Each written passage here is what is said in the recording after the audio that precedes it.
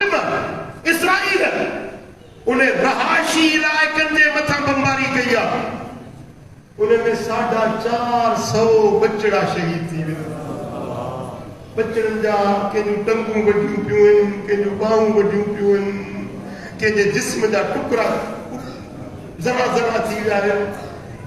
औरतूं 1500 या 1600 मुसलमान बेगुनाह भाई तव्हां सां लड़ाई कई आहे, हमास कई आहे न, त हमास खे मारियो न। तव्हां हिननि ग़रीबनि मिस्कीननि तव्हांजो कहिड़ो ॾोह कयो आहे? सम्झो था ॻाल्हि खे?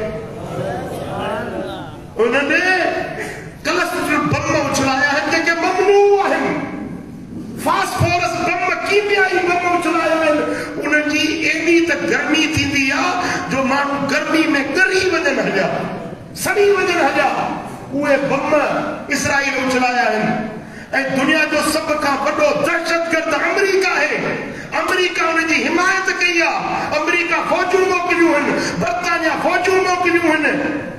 हेॾो ज़ुल्म, हेॾी अंधेर नगरी, चवंदा असां हुकूक इंसानी जा पासबान आहियूं, हुकूक इंसानी जी ॻाल्हि कंदा आहिनि। ही मुसलमान जेकी उन्हनि जो 6 ॾींहंनि 7 ॾींहंनि खां वठी उन्हनि जी मानी बंदि आहे, पाणी बंदि आहे, बिजली बंदि आहे, गैस बंदि आहे, उन्हनि जी सप्लाई बंदि आहे, दवाऊं बंदि आहिनि, इस्पतालूं उन्हनि जूं मरीज़नि सां भरिजी वियूं आहिनि। इस्पताल में ऑपरेशन नथो थी सघे, बिजली कान्हे का, ऑपरेशन थिएटर कमु नथो करे सघे, वेंटिलेटर कमु नथो करे सघे।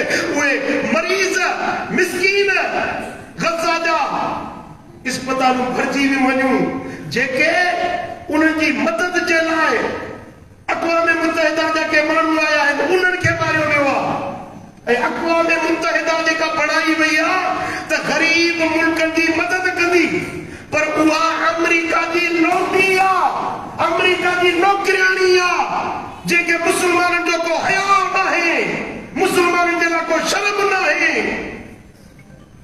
मुसलमान मारजन था पिया, अक़वाम मुतहिदा कुझु न कयो आहे। ऐं 57 इस्लामी मुल्क आहिनि, अवाम में गैरत आहे। मुसलमान हर कंहिंजी दिलि कढे थी त मुसलमाननि सां ही ज़ुल्म छो थो थिए, पर हुकुमरान अमेरिका जे पुठियां आहिनि। उन ज़ालिम अमेरिका जे ज़ेरे असर आहिनि। कंहिं बि मुसलमान मुल्क उन्हनि जी भरपूर मदद न कई आहे।